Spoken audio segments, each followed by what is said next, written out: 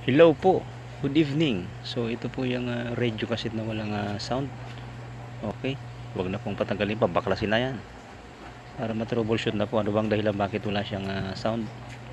Ayan, so focus po tayo sa tatlong major parts ng audio.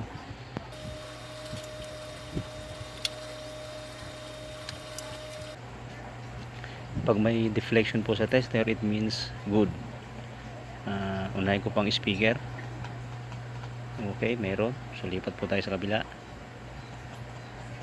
Okay, meron din. So punta po tayo sa volume control.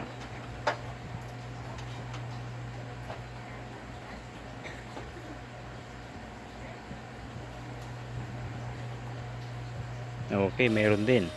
So last is yung audio IC.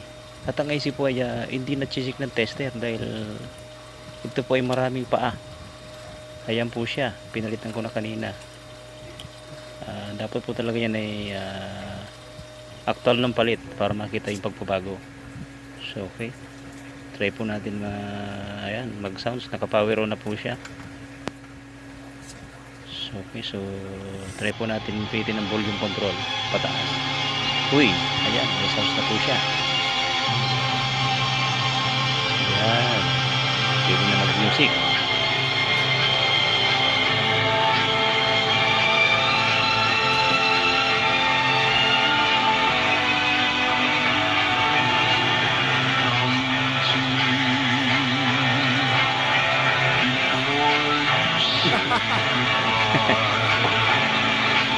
Okay na po.